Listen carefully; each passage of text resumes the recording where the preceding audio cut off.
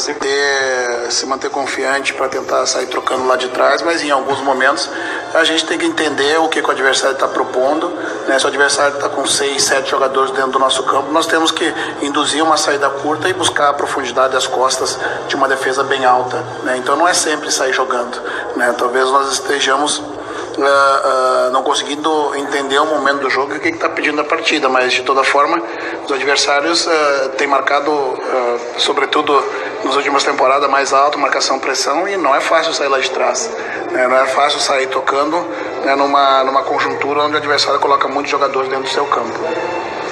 Manuel Peixinga, da Rádio Transamérica. Porque o time esperou tanto o adversário no campo de defesa?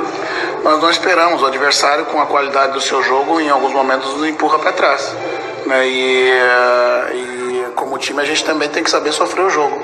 Sofrer o jogo, novamente, significa tu entender o jogo, né? Usar as costas do adversário em velocidade, né? Em alguns momentos, quando a gente conseguiu, a gente chegou no gol adversário com um número de jogadores suficiente para tentar o segundo gol, né? Em outros, a gente acabou, de uma certa forma, empurrado pelo adversário, e aí a gente tem que saber sofrer o jogo também. A gente não vai jogar só dentro do campo do adversário, a gente não vai jogar só em posse, a gente tem que saber alternar, por vezes, o bloco mais baixo, o bloco mais alto, e à medida que os jogadores vão cansando também, a pressão mais alta fica um pouco mais prejudicada, e a gente lança a mão do banco, né, para tentar manter a mesma força ofensiva dentro do campo adversário.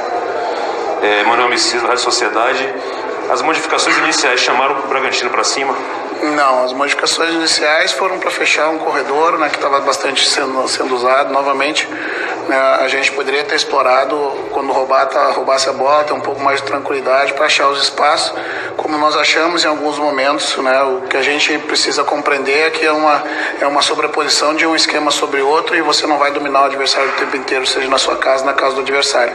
E quando o adversário está melhor na partida, você tem que saber sofrer e não tomar gols, né? Entender o jogo, contra-atacar, porque essas alternância da posse de bola e a alternância do domínio do jogo, ela muda no decorrer do jogo, com as alterações, com um posicionamento diferente, né, com uma postura mais agressiva dentro do campo, mas a temporada tem sido recentemente desgastante, né, e por isso a gente tem optado em rodar mais o time para sempre ter um frescor dentro de campo.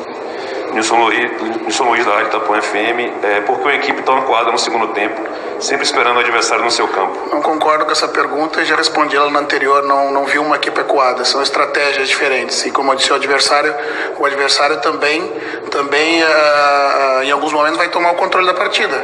E a gente vai defender um pouco mais baixo. Não concordo com o acuado, com a equipe acuada. A estratégia de tentar contra-atacar. O que a gente não conseguiu é explorar as costas do adversário.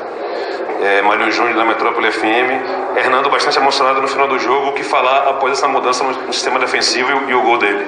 Não, o Hernando foi premiado por uma bela partida, né, e um gol nos acréscimos, né, já como a gente se habituou há 1 ano e meio a entender que a gente no Bahia não deve desistir nunca, né. Eu sei que ele deu um depoimento emocionado, né, falando de alguns familiares seus hospitalizados com Covid, né. É importante que o torcedor saiba que o jogador não é máquina, né, que dentro dessa conjuntura, desse momento que a gente vive, nós também estamos muito ansiosos e preocupados, né, que a partir do momento que começou o Campeonato Brasileiro, né, e com os casos que sucedem dentro da competição e com as viagens que a gente vai ter, isso vai ser uma recorrência, né. O que eu tenho dito é que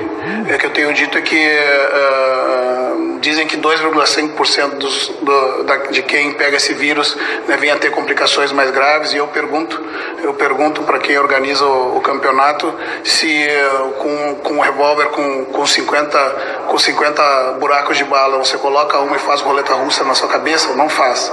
É isso que a gente está fazendo hoje no futebol brasileiro, colocando em risco, né, a saúde dos atletas, né, em detrimento do futebol. Del Machado, da Rádio Excelsior.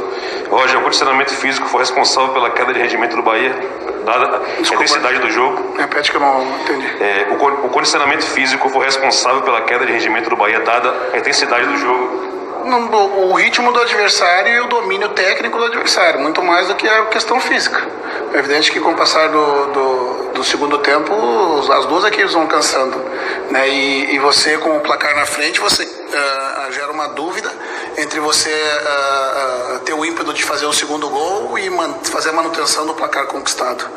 né? Então, em alguns momentos, como eu disse, o adversário vai nos dominar e a gente tem que saber entender o contexto do jogo e jogar com ele.